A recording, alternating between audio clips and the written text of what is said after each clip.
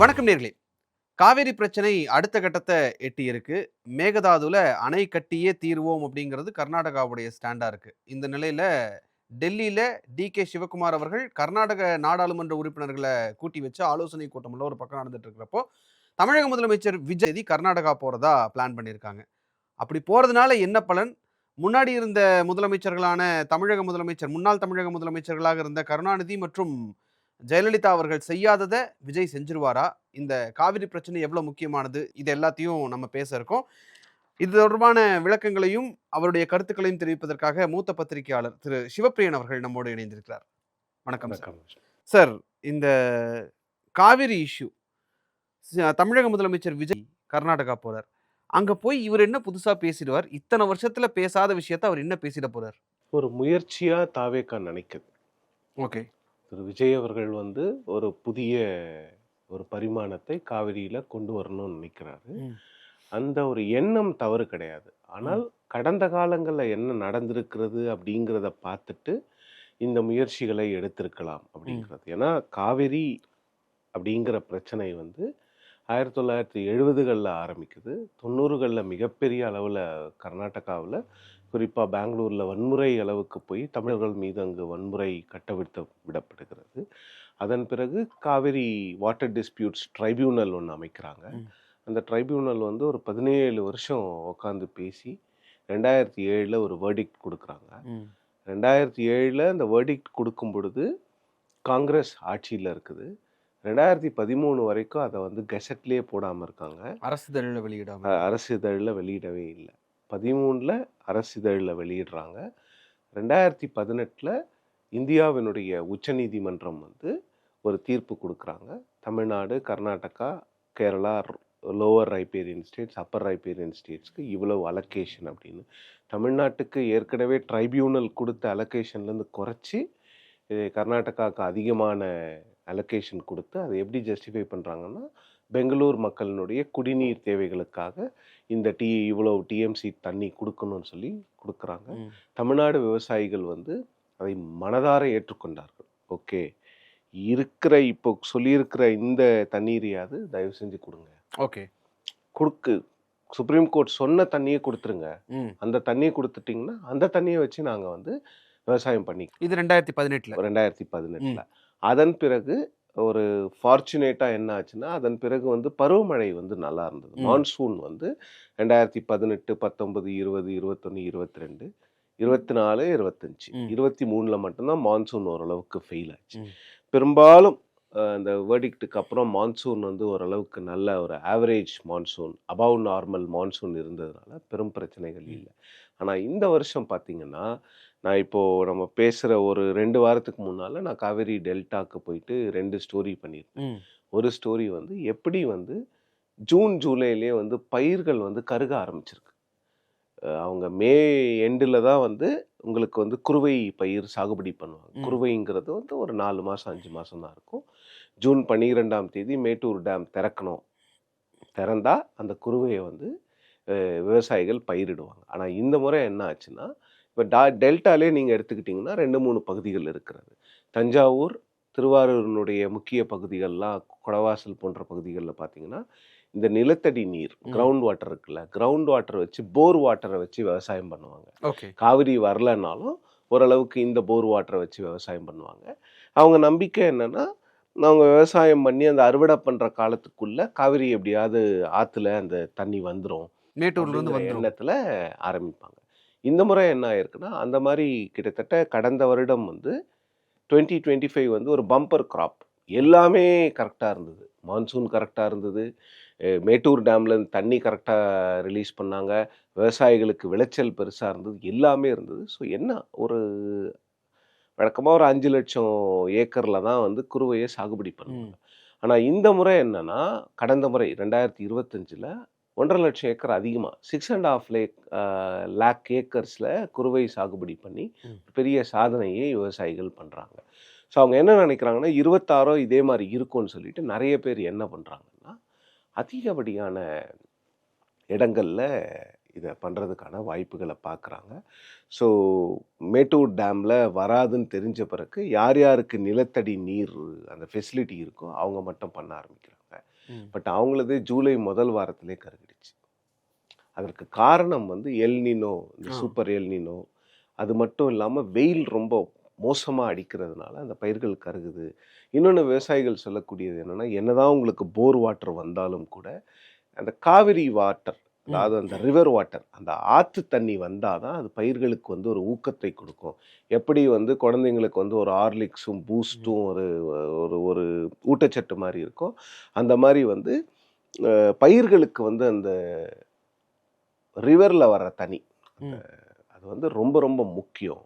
அது இல்லாததுனால இன்னொன்னு 3 ஃபேஸ் கரண்ட்டும் வந்து எராட்டிக் சப்ளையா இருக்கு. ரெகுலரா வரமாட்டேங்குது. விட்டு, விட்டு, விட்டு. விட்டு விட்டு வருது. அது வந்து பாய மாட்டேங்குது. ம். தேவையான அளவுக்கு பாய மாட்டேங்குது. அப்படிங்கிற அந்த காரணத்தினால பயிர்கள் கருக ஆரம்பிச்சிருச்சு. ம். ஸோ விஜய் அவர்களுடைய அரசு கொடுத்த அந்த நிவாரணமும் வந்து போதியதாக இல்லை. எப்பவுமே வந்து விவசாயிகளுக்கு வந்து நிவாரணங்கள் வந்து நீங்க வந்து அதிகப்படுத்தி தான் குடுக்கணும். ஏன்னா, ம். அந்த cost of doing agriculture has gone up இப்போ.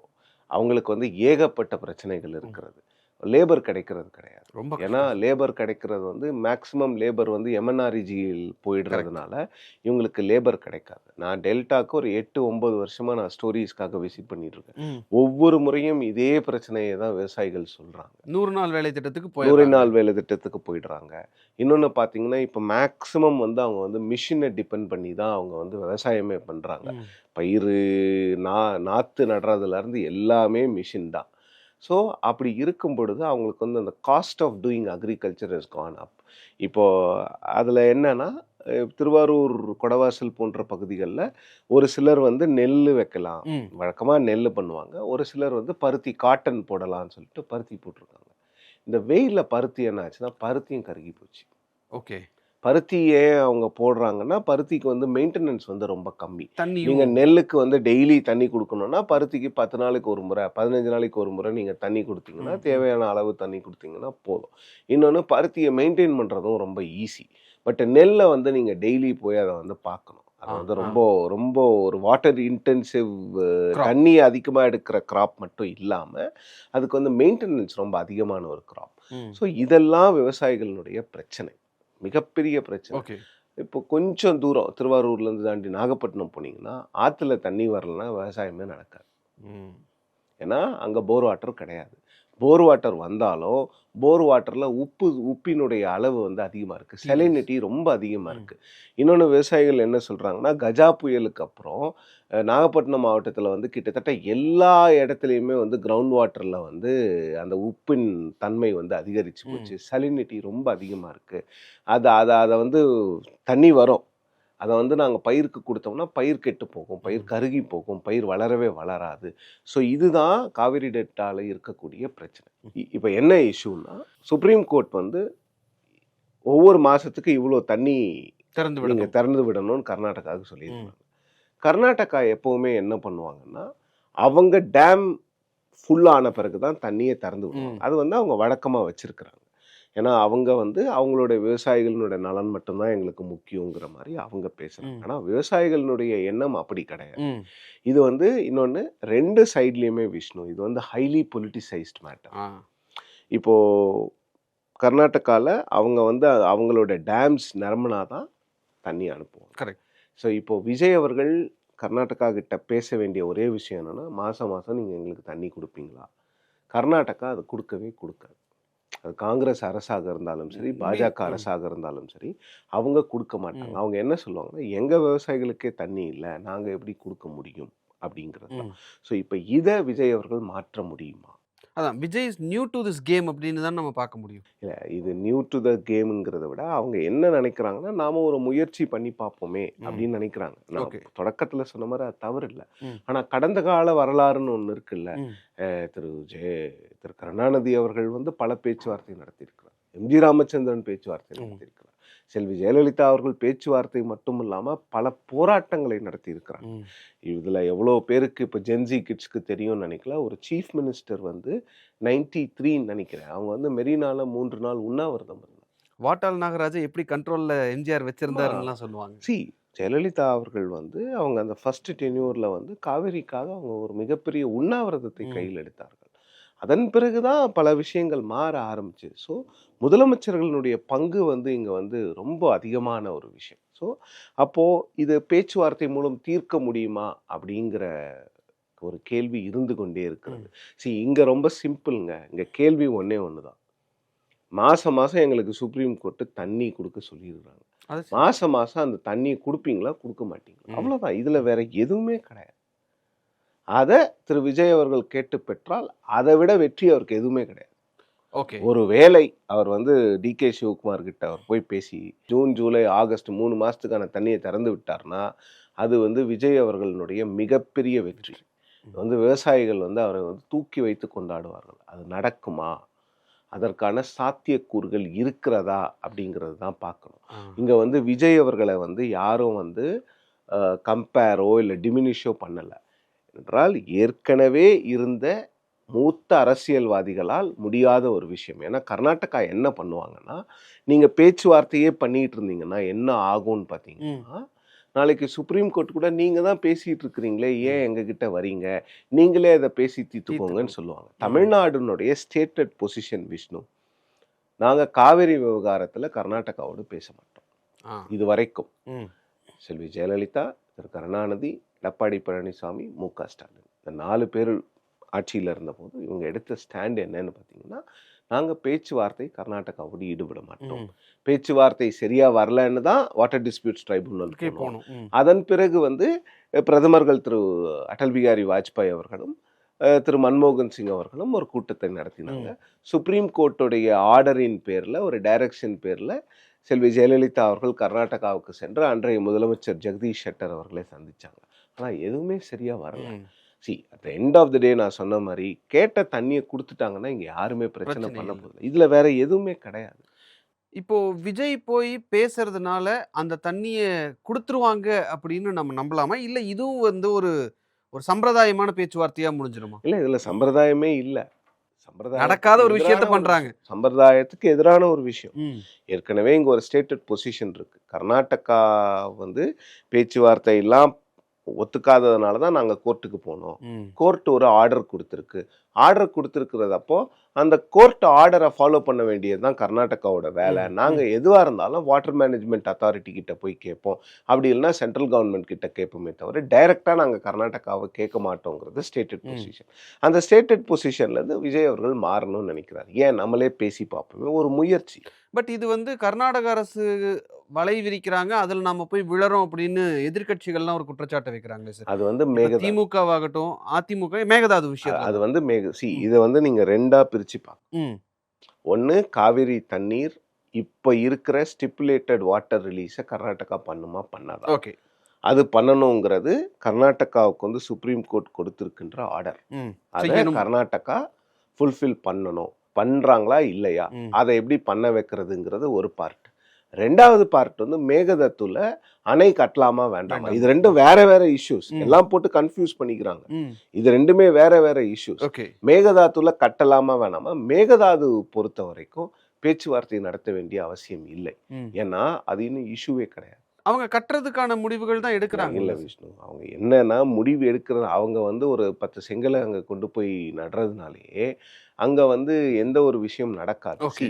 அங்க வந்து அவங்க ஒரு டேம் கட்டணும்னா காவேரி வாட்டர் மேனேஜ்மெண்ட் அத்தாரிட்டி முதல்ல ஒத்துக்கணும். அவங்களுக்கு இன்னும் டிபிஆர் ப்ரிப்பேர் பண்றதுக்கு பர்மிஷனே கிடைக்கலங்க.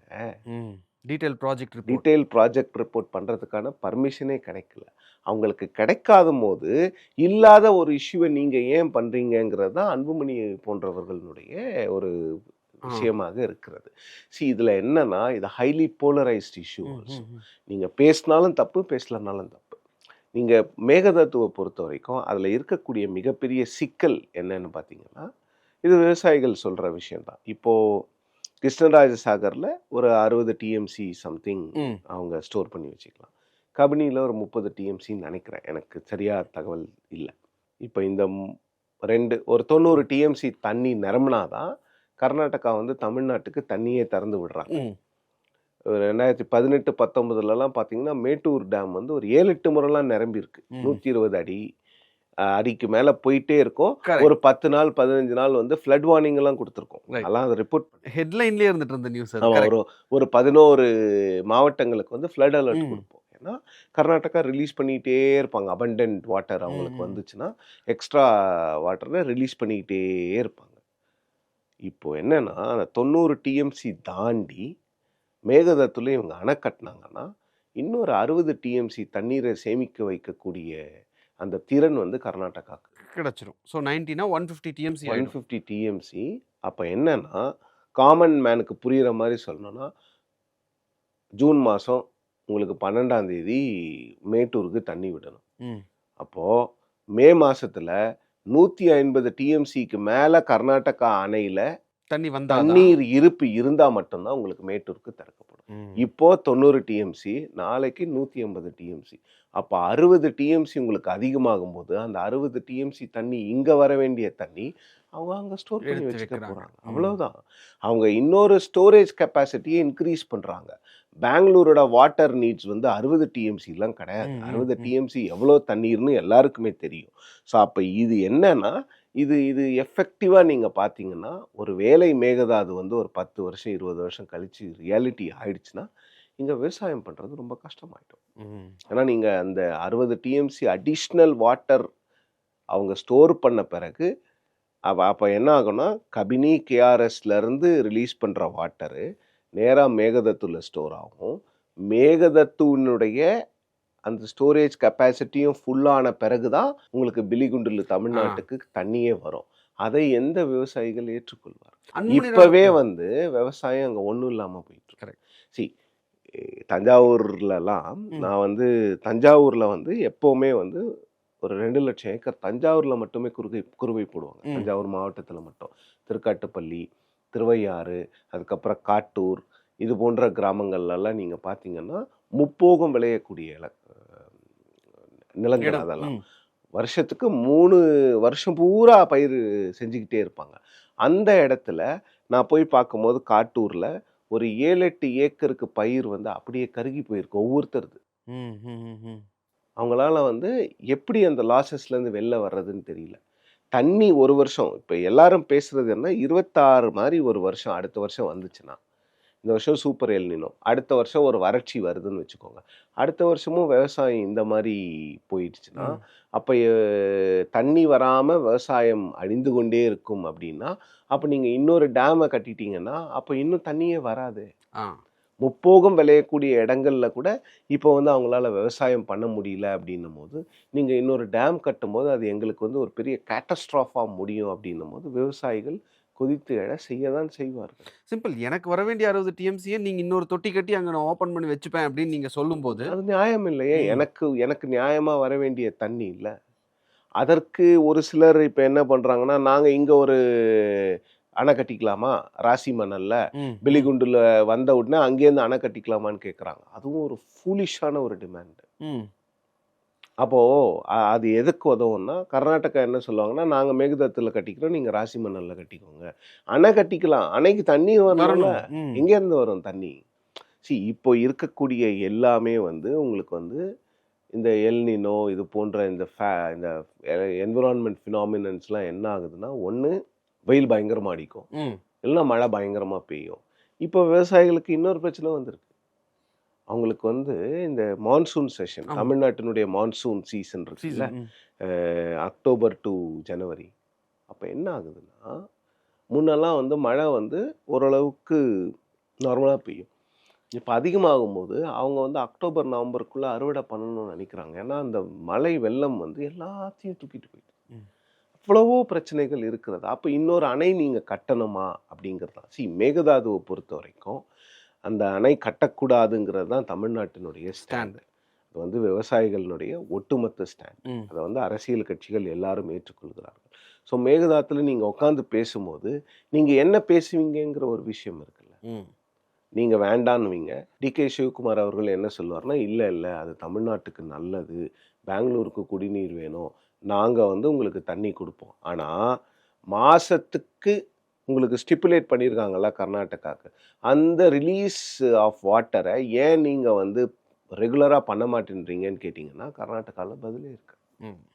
எங்ககிட்டயே எந்த இல்ல. கட்சியா எங்களுக்கே இல்ல. அவ்வளோதான். அப்போ பேசிக்கலா ஒரு விஷயம். மாசம் மாசம் எங்களுக்கு சேர வேண்டிய தண்ணிய நீங்க குடுப்பீங்களா? குடுக்க மாட்டீங்க. ம். நீங்க குடுப்பீங்கன்னா, அது விஜய் அவர்களுக்கு கிடைத்த மிகப்பெரிய வெற்றி. வெற்றி. குடுக்க மாட்டீங்கன்னா, மத்த முதலமைச்சர்களுக்கு என்ன நிலை வந்ததோ, அதே நிலை தான் இன்றைய முதலமைச்சர் அவர்களுக்கும் வரும். இது ஒண்ணு தான் இதுல சிம்பிளான இஷ்யூ. ஓகே. மேகதாதுவ பொறுத்தவரைக்கும் நம்ம better to deal with central government and with Kaveri water management authority. ஏன்னா, இதுவரைக்கும் கர்நாடக அரசுகளோடு தமிழ்நாடு முதலமைச்சர்கள் பேசிய பேச்சுவார்த்தைகள் வந்து எதுவுமே சரியா வரல. பலன் தரல. பலனே தரல. இங்க சொல்யூஷன் என்னவா இருக்க முடியும்? எங்களுக்கு தேவையான தண்ணீரை நீங்க குடுங்க. ம். குடுப்பீங்களா? குடுக்க மாட்டீங்களாங்கிறது மட்டும் தானே. ரைட். Okay sir. இப்போ இதுல வந்து அவர் ஆகஸ்ட் 3 போயிட்டு வந்ததுக்கப்புறம், குறைஞ்சபட்சம் ஒரு 2 நாள்ல அதுக்கு ஒரு பதில் கிடைக்கும்னு நம்ம எதிர்பார்க்கலாமா? இல்ல அங்க பேசுனாங்க, அப்பவே எல்லாம் பிரேக்கிங் வந்துரும் அப்படின்னு பார்க்கலாம். இல்ல. அது பேசும்போது இவங்களுடைய ஸ்டாண்ட இவங்க சொல்லுவாங்க. அவங்களுடைய ஸ்டாண்ட அவங்க சொல்லுவாங்க. பட் எப்படியும் விஜய் வெளியில வந்து மீடியாவ சந்திக்கிறதுக்கு வாய்ப்பு இல்ல. முதல்ல இந்த மீட்டிங் நடக்குமாங்கிறதே எனக்கும் சந்தேகமா தான் இருக்கு. ஓகே. ஏன்னா, விவசாயிகள் வந்து போர்க்கொடி உயர்த்துறாங்க. நீங்க ம். தயவு செஞ்சு போய் பார்க்காதீங்க அப்படின்னு. இன்னொன்னு பாமக, திமுக போன்ற எதிர்க்கட்சிகள் வந்து மிகப்பெரிய அளவுல போராட்டங்களை கையெடுப்பதற்கான வாய்ப்புகள் இருக்கிறது. திமுக, ஸோ அதிமுகவுமே அத அப்போ சொல்றாங்க. விஜய் அவர்கள் வந்து போனார்னா, he needs a positive answer. ம். அப்படி பாசிட்டிவ் ஆன்சர் அவர் குடுக்கலன்னா, உண்மையிலே வந்து அதுக்கு வந்து அவருக்கு வந்து ஒரு செட்பேக்கா தான் அது வந்து அமையறதுக்கான வாய்ப்புகள் இருக்கிறது. இங்க தமிழ்நாட்டிலயும் அது இது பேக் ஃபயர் வந்து ஆகும். ஒரு ஏர்னஸ்ட் அட்டெம்ப்ட் பண்றாங்க. ம். இதுல வேற எந்த ஒரு மறைமுக விஷயங்களும் கிடையாது. முழுக்க முழுக்க நம்ம ஒரு ஸ்டாண்ட் எடுத்து நம்ம ஒரு ஸ்டேட்மேன்ஷிப் ரோல் ப்ளே பண்ணுவோமே, நம்ம போயிட்டு நம்மளால முடியுதான்னு பார்ப்போமே, நம்ம போய் உட்காந்து பேசுவோமே, ஒரு முயற்சி ம். செய்வோமேங்கிற எண்ணத்துல தான் பண்றாங்க. பட் பலன் அளிக்குமான்றது வந்து கடவுளுக்கு தான் வெளிச்சம். இதுவரைக்கும் பலன் அளிக்கவில்லை என்பதுதான் இருக்கின்ற நிதர்சனம். Okay sir. நிறைய விஷயங்கள் குறித்து விளக்கங்கள் கொடுத்தீங்க. நன்றி சார். நன்றி விஷ்ணு. எல்லாருக்கும் வணக்கம். குழந்தைங்களுக்காக ஃபைனான்ஷியல் லிட்ரஸி மணி ஃபார் நத்திங்னு 2வது பார்ட்டு. அண்ட் இதில் வந்து செக் எழுதுறது எப்படி, டெபாசிட் ஸ்லிப் எழுதுறது எப்படி, பணம் எப்படி வந்தது, பார்ட்டர்லேருந்து டிமானிட்டைசேஷன் வரைக்கும் எல்லாத்தையும் கவர் பண்ணியிருக்கோம். உங்கள் குழந்தைங்க அப் டு ஏஜ் 10, 12க்கு ரொம்ப யூஸ்ஃபுல்லாக இருக்கும். இந்த புக் இப்போதைக்கு ஒரு ஸ்பெஷல் ப்ரைஸில் 450 ரூபாய்க்கு கொடுக்குறோம். இதை யூஸ் பண்ணிக்கங்க. நன்றி, வணக்கம். moneypage.com வெப்சைட்டை சப்ஸ்கிரைப் பண்ணுங்கள். ஒரு வாரத்துக்கு 4 ப்ரீமியம் ஆர்டிக்கலும் ஃப்ரீ ஆர்டிகல்ஸ் ஒரு 10லேருந்து 15 நாங்கள் போடுறோம். இது சப்ஸ்கிரிப்ஷன் ஒரு மாதத்துக்கு 99 ரூபா தான். இங்கே சொல்கிற கான்செப்ட்ஸை கிரேட்டாக எக்ஸ்பேண்ட் பண்ணி போடுறோம். நீங்கள் படிச்சீங்கன்னா உங்களுக்கு யூஸ்ஃபுல்லாக இருக்கும். நன்றி, வணக்கம். வணக்கம். குழந்தைங்களுக்காக ஒரு புஸ்தகம் லான்ச் பண்ணோம். அது ரொம்ப சக்ஸஸ்ஃபுல்லாக இருக்குது. யாருக்கெல்லாம் அந்த புஸ்தகம் போகணுமோ எங்கள் டீமுக்கு கான்டாக்ட் பண்ணுங்கள். கீழே இருக்கிற நம்பர்லேயும் வெப்சைட்லேயும் கான்டாக்ட் பண்ணிங்கன்னா உங்களுக்கு அந்த புஸ்தகத்தை நீங்கள் வாங்கிக்கலாம். மற்ற எங்கள் புஸ்தகமும் அவைலபிள். எங்கள் வெப்சைட் மூலமாகவும் வாங்கலாம். கீழே இருக்கிற வாட்ஸ்அப் நம்பர்லேயும் மெசேஜ் அனுப்பலாம். நன்றி, வணக்கம்.